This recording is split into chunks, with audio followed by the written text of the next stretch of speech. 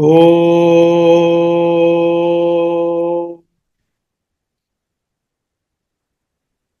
Om Sahana Vavatu Sahanau Bhunaktu Sahaveryam Karavavahai Tejasvinavadhitamastu Mavit Vishavahai. Om Shanti Shanti.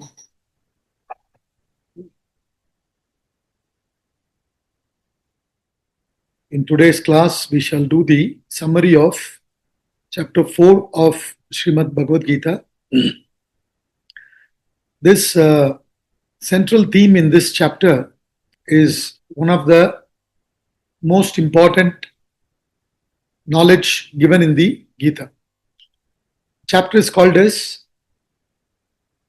Jnana Karma Sannyasa Yoga, the yoga of renunciation of action through wisdom. So, the main message in this chapter is that renunciation of action underlined by wisdom, through wisdom. In other words, it is actually renunciation in action, not renunciation of action. It is understanding that the real self, my original nature, is the enlivening factor and not the doer. That is the main message given in this chapter. Having understood that, having identified with the real self within, and thereafter not identifying with the doership anymore like before, you continue doing your actions. That's the main message. So this chapter is divided into 6 topics by Swamiji. These topics are for us to see the thought flow. Now, there are 18 chapters. So, when we go from one chapter to another, slowly we lose the thought flow. So, when we get back to the topics, it will help us to connect one chapter with the other. The thought flow will be easy to understand. So, in this chapter, the first topic is self is the teacher. Self is the eternal teacher. What he's trying to say here is that to the extent one has discovered the self, to that extent one can communicate the self. It is only the self that can communicate the self. The subtlest of all in our personality is the Atma. Our personality is a combination of spirit and matter. Matter is the body, mind and intellect. Spirit is the Atma.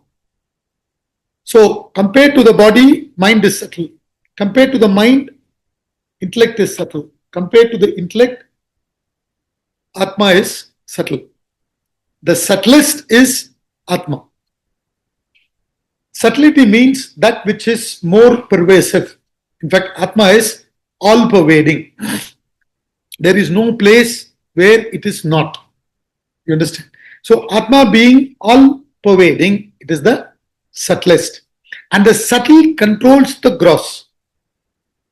Gross does not control the subtle. Subtle controls the gross. A mahout who is so thin, sitting on top of an elephant, which is a huge animal, controls the elephant. Why? Because elephant doesn't have the intellect. Whereas mahout, human being, has the intellect. Intellect is subtler, therefore a human being is able to control the elephant. You understand? So subtle controls the gross, subtle is more pervasive. And Atma is all pervading.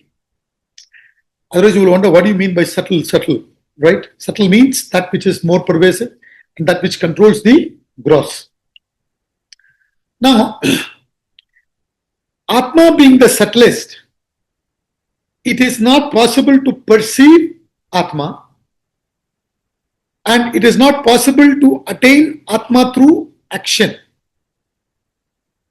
It is not possible to feel the Atma. It is not possible to conceive Atma. Atma or self in English. In fact, Kenopanishad says, it is the self that enlivens your organs of perceptions to perceive. It is the self that enlivens the organs of action to act. It is the self that enlivens your mind to feel various emotions. It is the self that enlivens the intellect to conceive various thoughts. So it is not what you see, but what makes you see.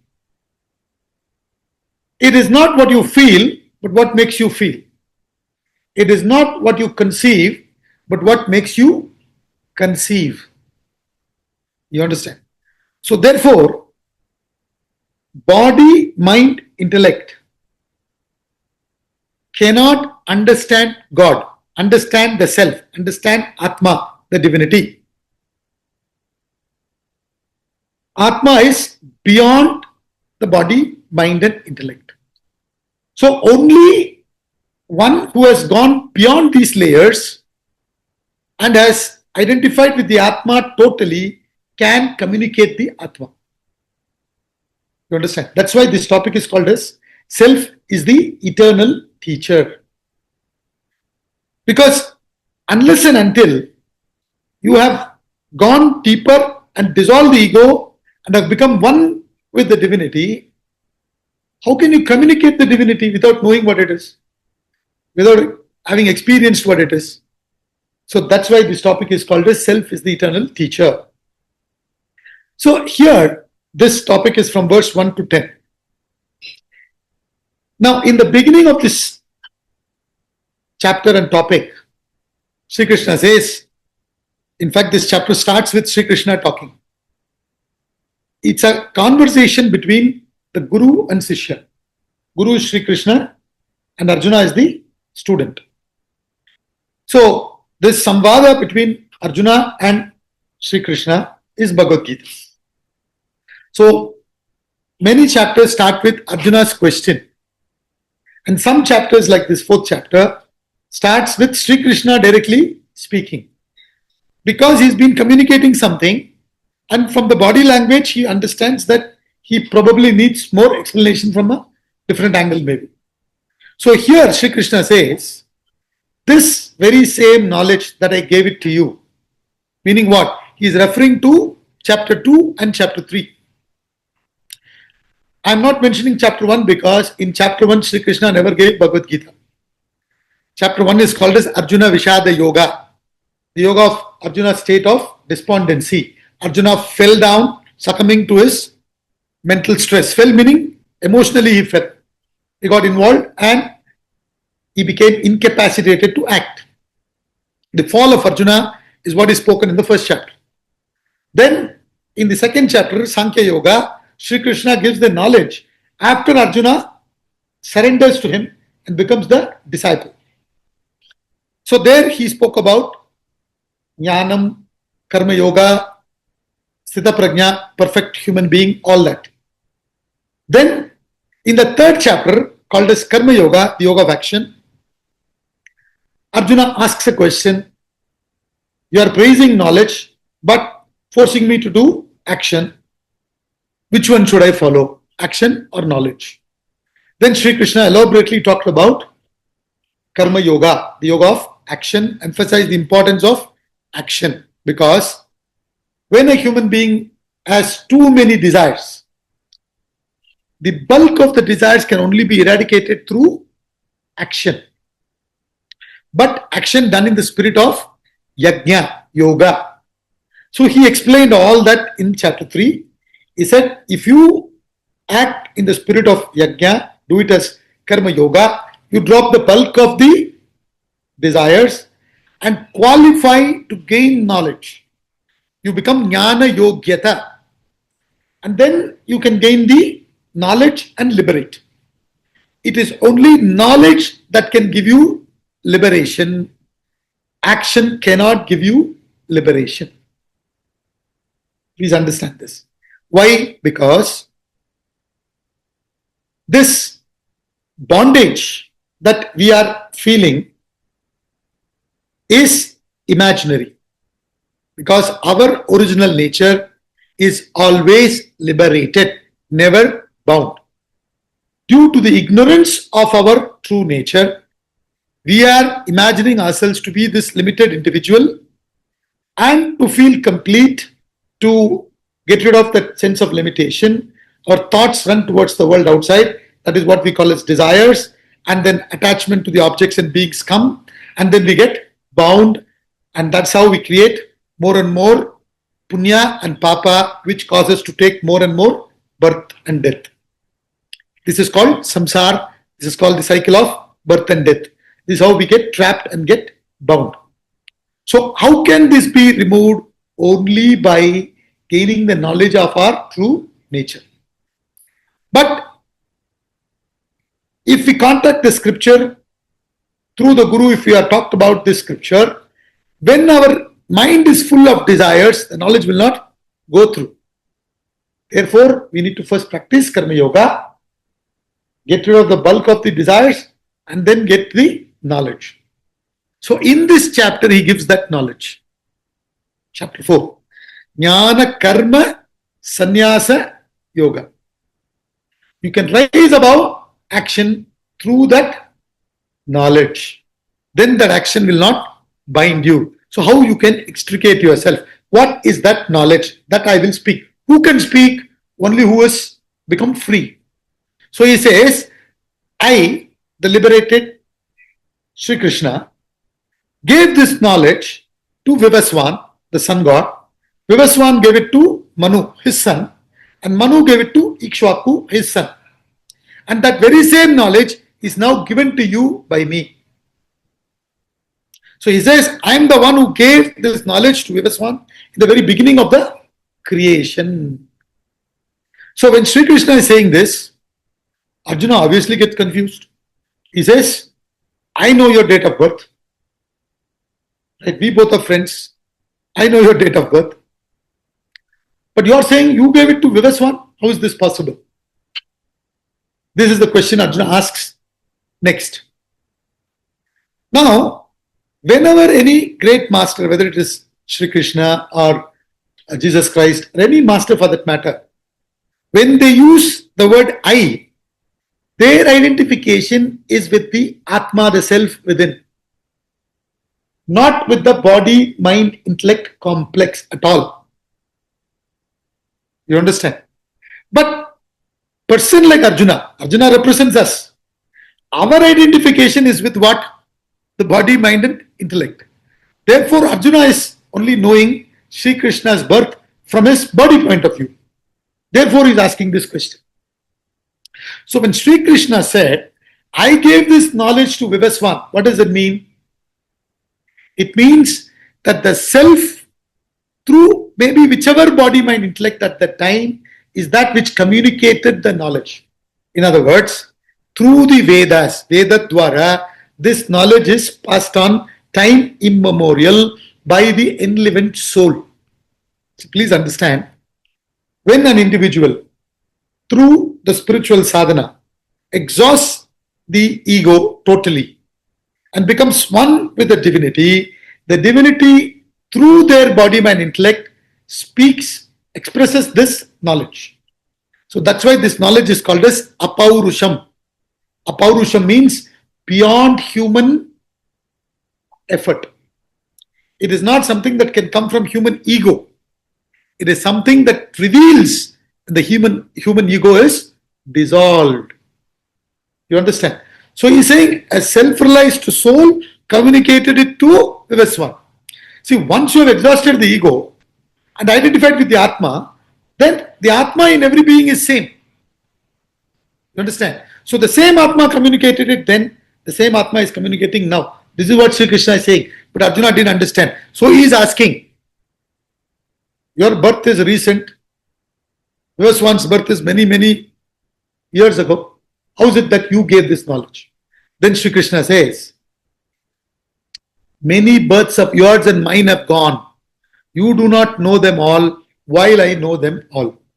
So here, Sri Krishna is giving the avatara rahasya. So this word avatara should be understood correctly. Avatara means avatarati iti avatara, that which has descended down. See, when someone has fallen, let's say into a pit, right, and they are struggling to come out, you have seen that. So now you are consciously going into the pit, going down into the pit to help that person climb. Let's say a small boy has fallen, right?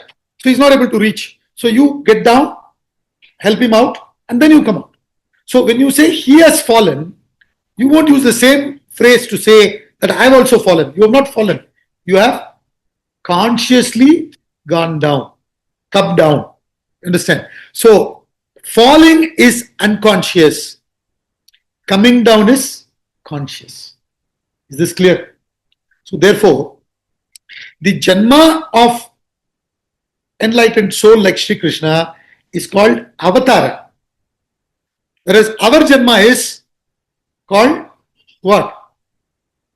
Samsara. We have fallen. We have fallen into this world due to our karma. Do you understand? Ours is a fall propelled by the ignorance. Theirs is a coming down propelled by knowledge, omniscience, omnipotence, and compassion.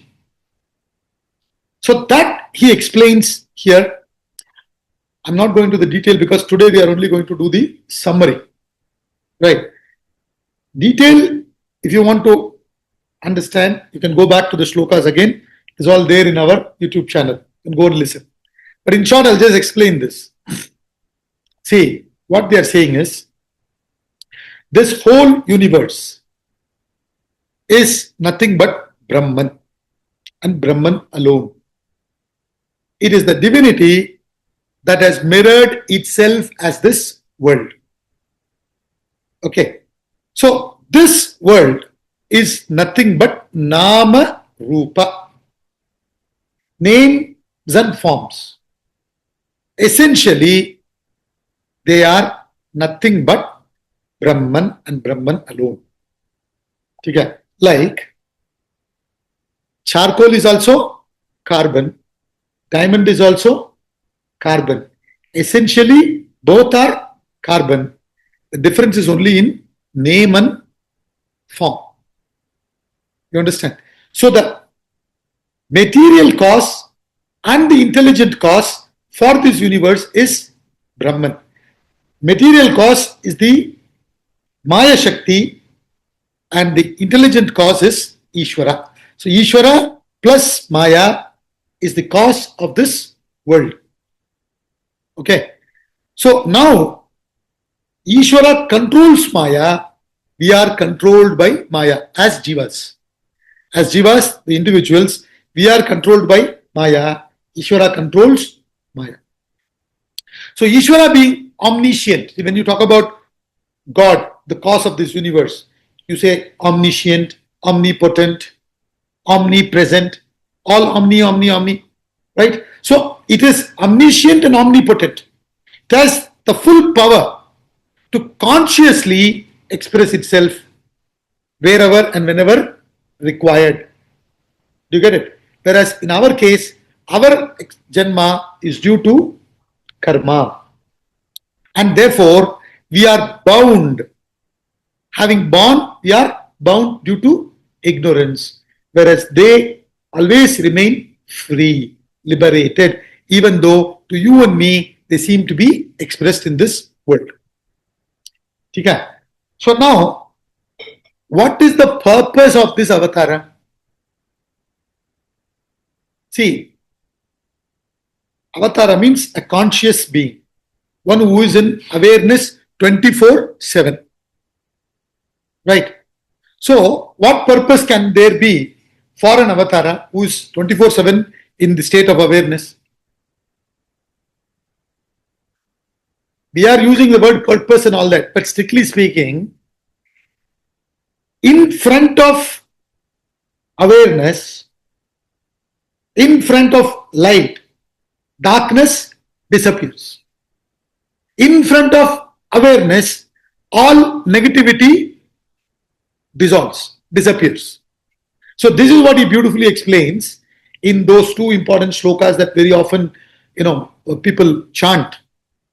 That yada yada hi dharmasya glanir bhavati bharata abhyuttanam adharmasya tadatmanam sachamya paritranaya sadhunam vinashaya cha dushkritam dharma samsthapanarthaya sambhavami yuge yuge.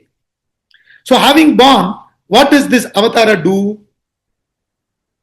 What does the light do? Removes darkness. Similarly, awareness removes all negativities. Isn't it? The moment an individual or an individual who is come into this universe, who is in a state of awareness 24/7, in his or her presence, no one with negativity can thrive. You understand? So he says, I protect the sattvic people, I destroy the rajasic and tamasic people, negative people. Paritranaya sadhuna vinashaya cha duskrutam. So when he says that I destroy doesn't mean he or she has a motive. In the mere presence of such an individual, the destructive forces get totally shattered, destroyed. Right? And then what gets established? Dharma gets established. So what is the purpose of such an enlightened soul? To awaken the consciousness of all the beings in this universe. That's all. You understand? To establish dharma. So that's what he says. Paritranaya sadhuna vinashaya cha duskritam dharma samsthapanarthaya sambhavami yuge yuge. This goes on. Any enlightened persons, you see so many people have periodically visited and all they do is uplift the human consciousness, and again the deterioration happens, again somebody comes, elevates. This goes on. This cycle goes on. So he says, this is the job I do. Right? Destroy negativity, establish dharma, protect sattvic people. Protect sattva, basically, not people, sattva. So this he says, and then he says, therefore, the whole concept that he's trying to communicate here is what? You are doing all negativity because of that ignorance only. In fact, if you understand Vedanta, all sin is due to ignorance. With awareness, it is impossible to commit sin. Please understand this. Anywhere you see sin happening, it is possible only because of ignorance. Nobody can commit sin with awareness. Impossible. So, one who knows this, one who has understood this in essence, one who has reached that awareness within such a person, thereafter, he says, he's become one with Brahman. Thereafter, he doesn't identify with the body, mind, and intellect anymore. And as a result, what happens? He becomes absolutely free from desire, fear, and anger. He becomes free from all limitations. He becomes absolutely free. There is no more bondage. Once a person has understood that my essential nature is that infinite reality, has merged with it, where is the fear thereafter? Why is the fear? Fear is because of otherness, isn't it? I am identifying myself with this body, mind, intellect. The moment I have identified with the body, mind, intellect, the individuality is born. This individual is one. I am separating myself from the total. When I see myself as an individual, automatically I see many more individuals. Then there is fear that will this individual do harm to me? Will that individual be friend to me? How long will he or she be friend? When will they turn into a foe? All insecurities start. Do you get it?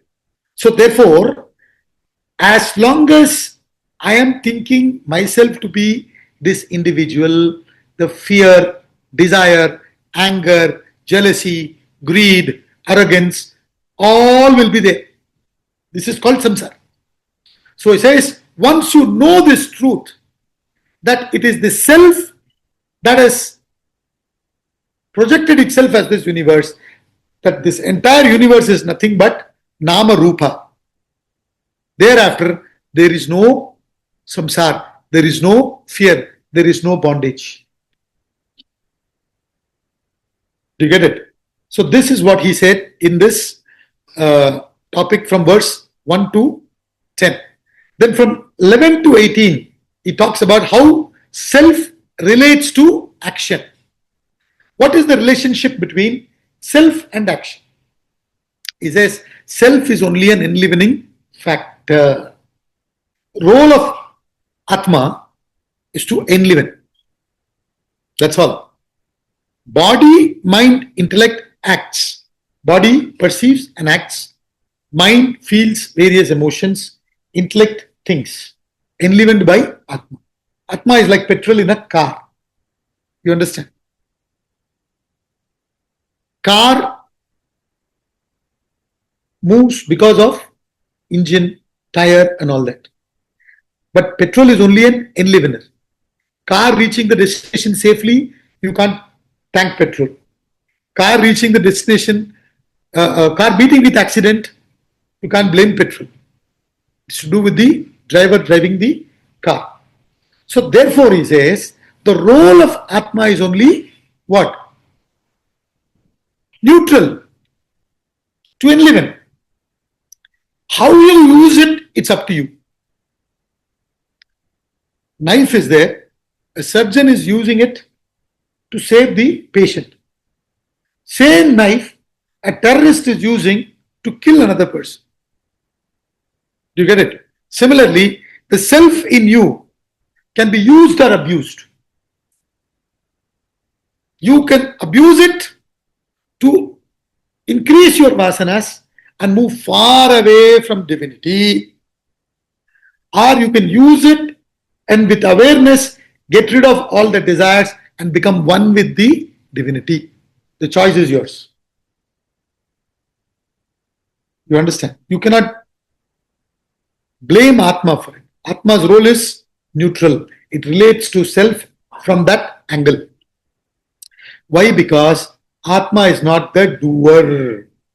This he very beautifully explains in shloka number 18, which is the central verse of this chapter and also one of the most important shlokas in the entire Gita. What does he talk about? You should be able to see action in inaction, inaction in action. So what he's trying to say is, action belongs to the body, mind and intellect, not to Atma. Atma is only a non-doer. And due to ignorance, what you have done is, you have identified the qualities of the body, mind, intellect to the self. This is the problem. You boarded the train from Delhi to Jaipur, Shatabdi or whatever. 3-4 hours or 5 hours it goes, right? And you are so tired, you dozed off. Entire journey you are sleeping. You wake up, you suddenly find yourself in Jaipur. Right? So you say, I moved from Delhi to Jaipur. Did you move? The train moved. Do you get it? Similarly, the body, mind, intellect are functioning as per their gunas. But what you have done, you have assumed wrongly, attributed the doership to yourself. while the doership actually belongs to the body, mind, and intellect, the gunas. This is the problem. Right? So now, with the doership, you can remain inactive externally, but yet inside you are having the doership. That possibility is also there, number one. Number two, externally you may be doing various actions, and internally you need not have any doership. These two, do you understand? I may be sitting doing nothing, but I have tremendous doership. Let me see, if I don't talk on Gita, how these people understand Gita. And with that doership, I'm sitting down quietly. Though I am sitting down quietly, is there doership in me or not? What is that? How do you put this? It is what? It is nothing but action.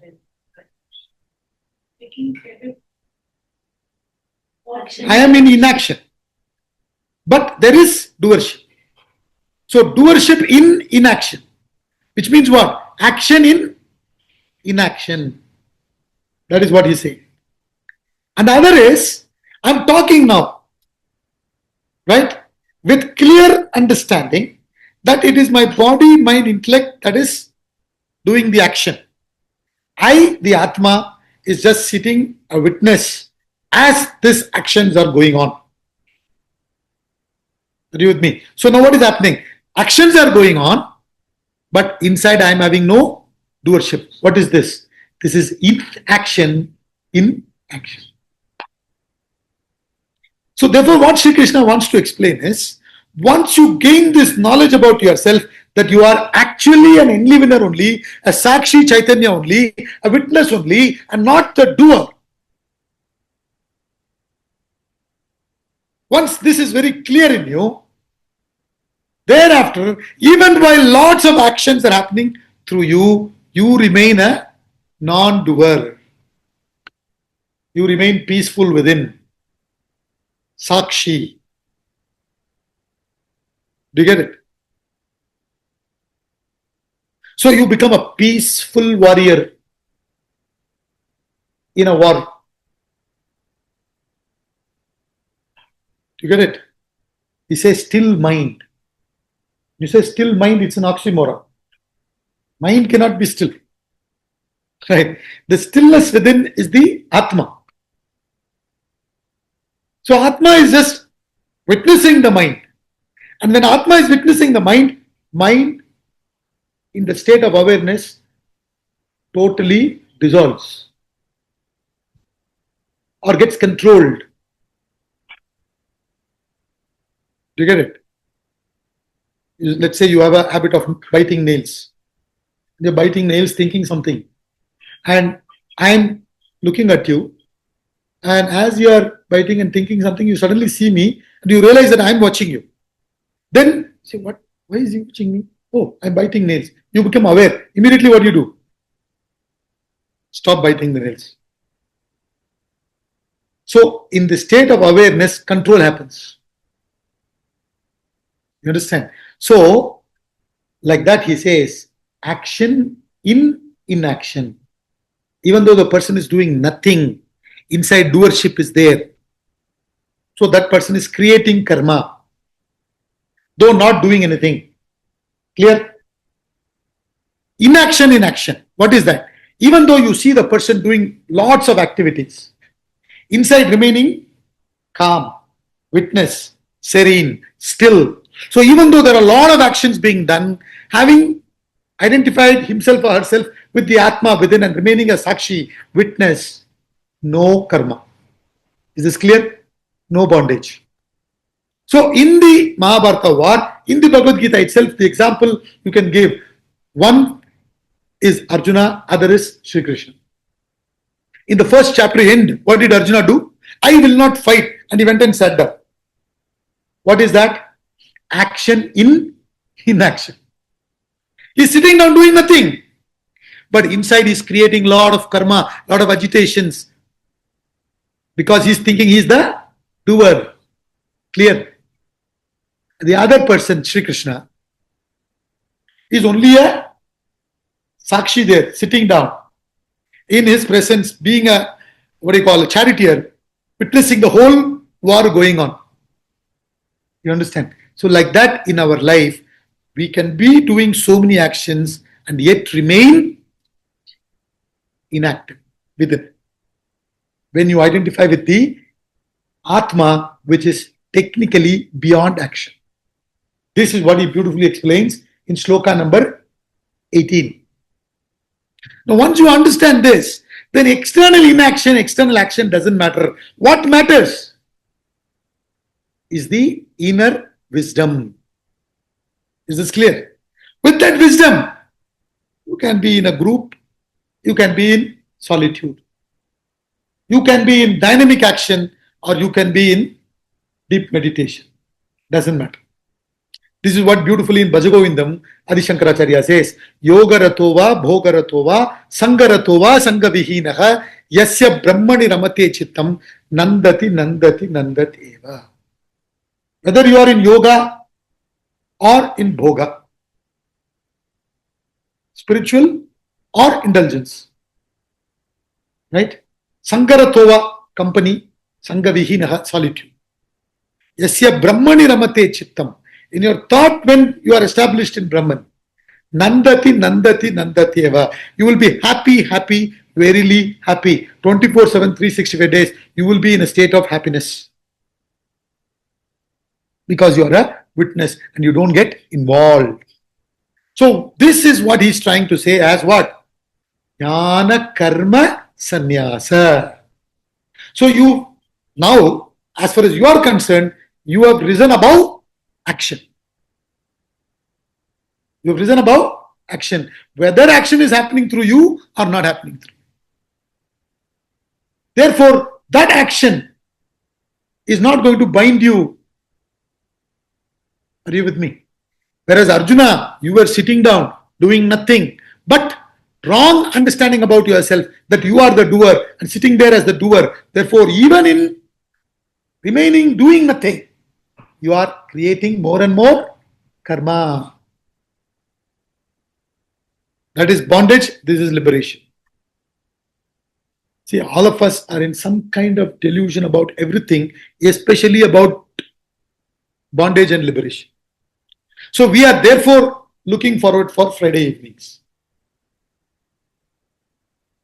not Monday mornings. Because we think freedom from stress is freedom from work. Therefore, Monday morning I have to go to work. So that means what? As I'm going to work, I'll have to be stressed. So it is not the work that gives you stress. Work is incapable of binding you. What is binding you? Your kartritvam, your doership. So once you have freed yourself from the doership, then you will be what? We say you look forward for Monday morning, but actually you're neither interested in Monday mornings nor interested in Friday evenings. You go beyond all, technically. You're neither for nor against. You get it? So that doership is what is the main problem here, and that only can be removed through the knowledge. And through that wisdom, through that knowledge, you cross over the doership. And once you have crossed over the doership, that is called real renunciation. It is so difficult to give up the doership. It is very easy to giving up doing. Isn't it? Yes or no? It is very easy to give up the possession, very difficult to give up the possessiveness. Correct? So what we are doing is the easy thing. Give up the possessions. Give up the doing. So Bhagavad Gita never talks about giving up doing. Bhagavad Gita talks about rising above doership.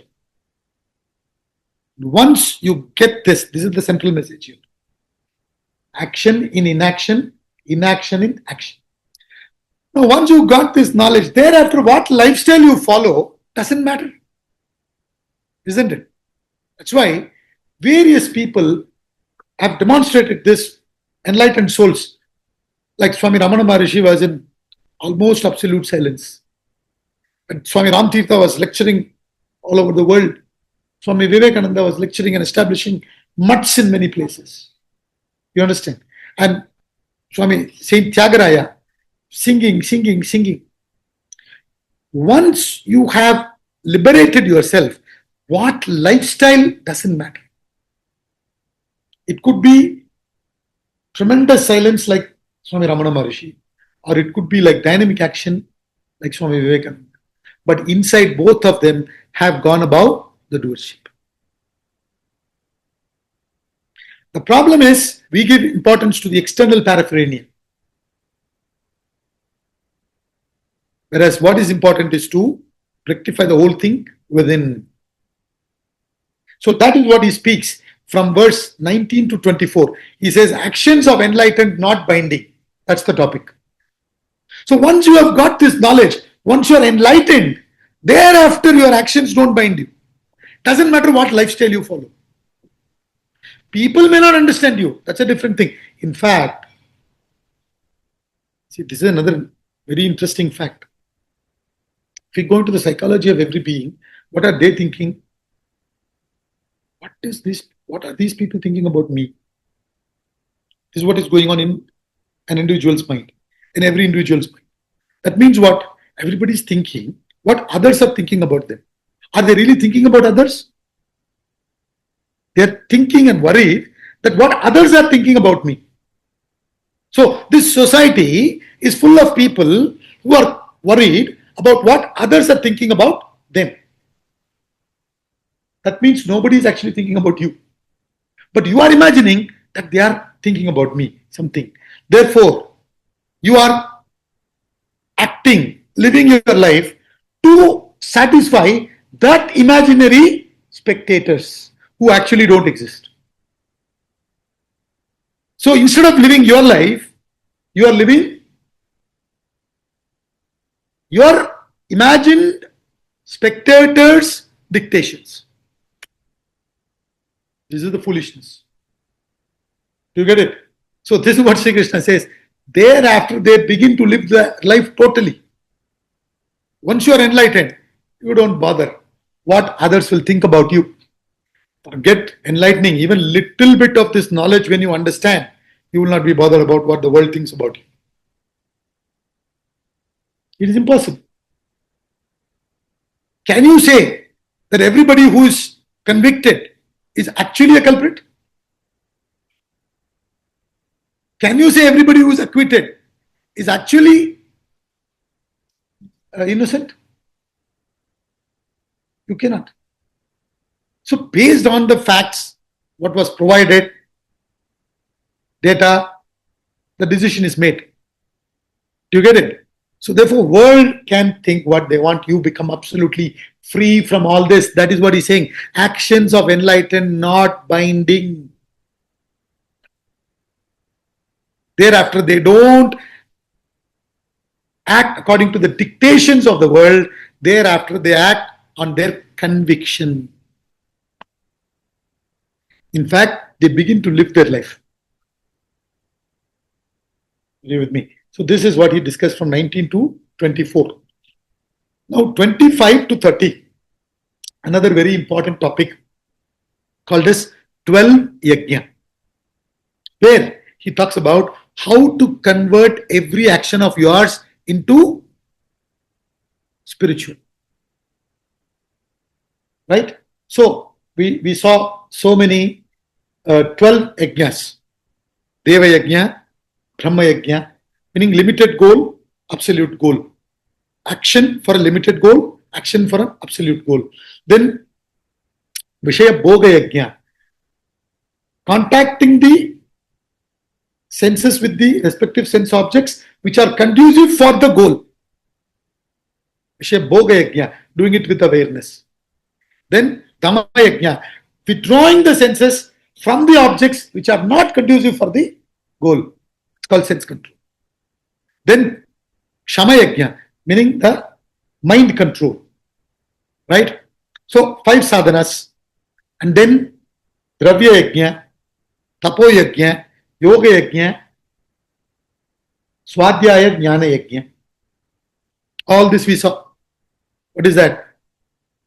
Material dana, giving at the physical level, material level, then giving at the physical level, then giving at the mind and intellect level. Then swadhyaya jnana yajna is spiritual, where you give the ego itself and you get to the core, and that's the greatest of all sadhanas, because ultimately you are gaining the infinity. Swadhyaya jnana yajna. Then he talked about breathing, right? The prana apana yajna, then pranayama yajna, and then food control, ahara niyama yajna. So at the prana level, at the food level, all this we have discussed. You can go back to those shlokas and listen once again. So it is basically what he's trying to say is, once you understand this concept, that what liberates you is this knowledge. Now intellectually we are understanding that if I go beyond my doership, I become free. Now you have to practically do sadhana to go beyond. Are you with me? So therefore he says, all sadhana, starting from sense control, food control, everything you follow, these are indirect sadhanas, which will prepare your mind, and then come to the direct sadhana. What is that? Gyan, knowledge. And that will make you go deeper into the knowledge and go beyond the information and bring about the transformation. And as the transformation happens, as you become free from this, the clutches of the doership, you start becoming more and more liberated from all the projections of the mind. You become free from samsara. You start suddenly feeling very light, floating. So that's what he says. So in this 12 yajnas, after concluding this in 25 to 30, then he says, of all these yajnas, jnanam is the highest. From verse 31 to 37, the next topic is, all yajnas culminate in wisdom. So in that topic he says, there are all these big lists I've given. This, first of all, this list is not complete. You can add more and more. All actions can be converted into wisdom. Knowledge, right? Spiritual. But in this, the most important factor is knowledge. Gaining of knowledge. All other sadhana are helping you to qualify to gain the knowledge. See, that's why we say,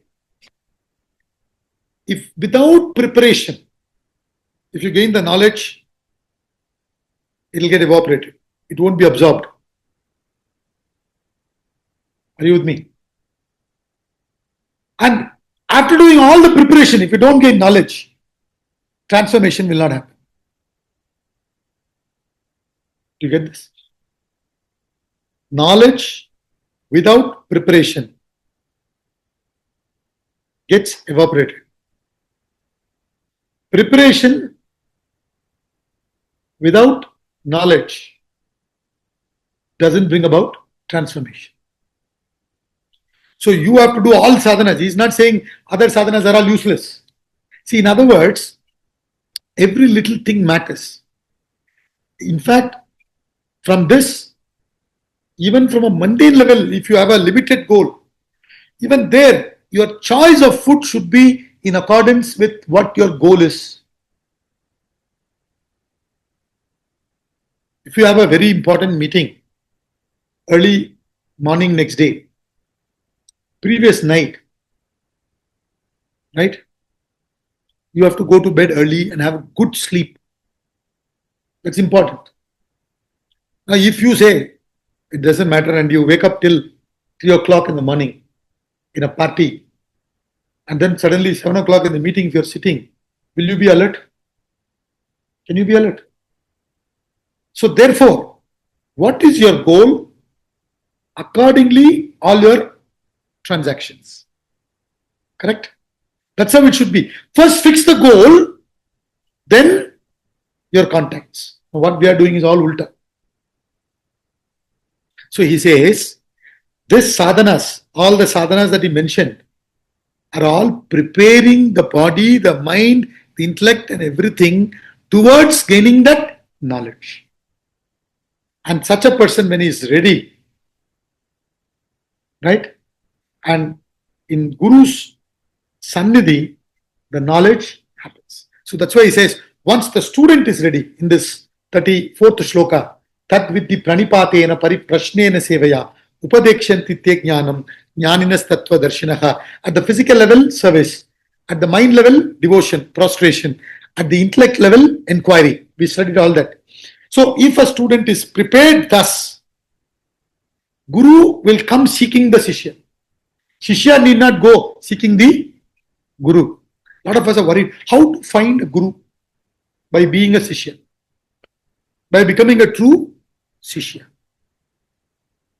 You understand? So that he said. And then once you are prepared, Guru will give you the knowledge. And that knowledge, when you do Shravana, Manana, Nididhyasana, listening, reflecting, and meditating upon the knowledge given by the Guru, you bring about the transformation. So he said, all yajnas culminate in wisdom. In this, most important is knowledge. All other sadhanas help you to gain the knowledge. And then once you become the Shishya, Guru will get attracted to you, will get the knowledge, you can become liberated. And then last topic, 38 to 42.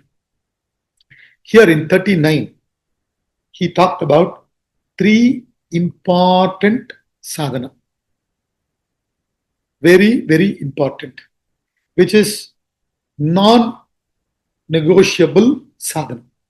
Other things you can do many things. See, to come to this place, there are two gates, I suppose, right? So you can come from east gate, the other is west gate. No? So you can either come from the east gate or from the west gate. But once you've come here, there is only one entrance to the club. You get it? So like that, many other sadhanas can vary. But here, finally, it is knowledge. And for that knowledge to happen, he says Shraddha, Tatparaha, Samyatendriya. These three mentioned. This knowledge will first of all remove delusion, remove papa, remove all karmas, and establish you in Brahman, realizing that the Brahman is my real nature. And for that, you need to have Shraddha, which we explained. It is faith plus conviction plus consistency. Shraddhavan labate jnanam. Finally, it is the belief, how deeply you believe in it. Because it's the deep within what you believe is what is going to drive your actions. Please understand this. You can have, what do you call, many beliefs. You believe Bhagavad Gita also talks about how to live. But if you really believe, then you will say, first I have to learn Bhagavad Gita, then only I have to begin to live. That is called Shraddha. Otherwise you say, I believe Bhagavad Gita is very good. What's the use? No use. You are what your Shraddha is. Isn't it? Finally, in which area you have that deep belief, that is where you are going to put in all the efforts. And that is what you are going to achieve. Therefore, he says, you must have that Shraddha. Which means what? Once this is your conviction, what happens is, this becomes your highest priority. That is why he says, Tat Paraha. That is absolute. That is everything to me. So which means what? All my lifestyle will be channelized in that direction. Then automatically sense control will come. Samyatendriyaha. I will be careful using my senses. I am not going to deny my senses. But now my senses are going to be directed. I am not going to be directed by my senses. That change happens. That drastic change happens. Isn't it? So, Shraddha, Tatparaha, Samyatendriyaha. Yatindriya. So once you have that, then you can gain the knowledge deeply. Then that will bring about the transformation. Without Shraddha, without keeping that as the highest priority, simply going on and on and on, listening, talking about it, there's no use. You understand? There's no use. I think that's why it's Omar Khayyam who said, they talked about and about. I came out of the same door I went in. So many discussions, so many Vedanta classes, so many lectures. You understand? Everybody, all of us are going on doing. From morning till night, you go to any temple, there are so many pujas going. How many times you have heard the lectures? How many times you have talked about it? Right. So that's why he says, he's almost fed up, I think. So he says, Shraddha tatparaha samyatendriyaha. If you have these three, you will bring that transformation. Otherwise, no. And only to that person, actions doesn't bind. All others, action bind. So therefore, he says, Arjuna, the most important thing is this knowledge. Therefore, cutting us under with the sword of knowledge, this ignorance born doubt of the self, dwelling in your heart, be established in yoga. Arise, O Bharata. So what he's saying is, please understand now that knowledge alone will save you. Therefore, keep that as what? Tat paraha. Then everything else that you contact and not contact, you design your life in alignment with that goal. In alignment with that goal. See, a gadget, whether I need it or not, is determined by my purpose, my goal, not the depth of my purse. Simply because I have money, I don't have to buy and gather more kachra. You understand? So what determines my purpose, my goal, direction in life? And that's what he says. Once this is set, if you know that, knowing that knowledge alone, gaining that knowledge alone is going to make you live your life, not bothered about what other people think, this and that, and just live your life totally, which is the real purpose of life. What's the purpose of life? To live your life totally. And for that, you need to gain the knowledge of your true nature. To live totally, I need to know who I am. And for that, I need to have sense control, everything. Whatever I have, I don't have, everything is for that purpose, to know myself. Because knowing myself is alone going to make me live my life totally. This is how he concluded.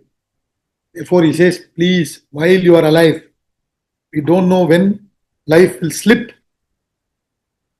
and this body will become a corpse. Isn't it? We don't know.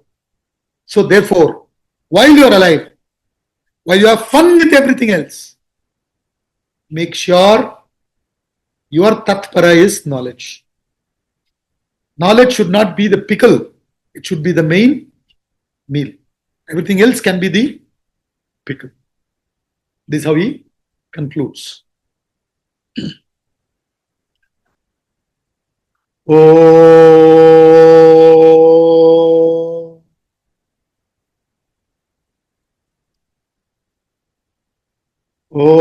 Purnamada Purnamidam Purnat Purnamudachyate Purnasya Purnamadaya Purnameva Vashishyate.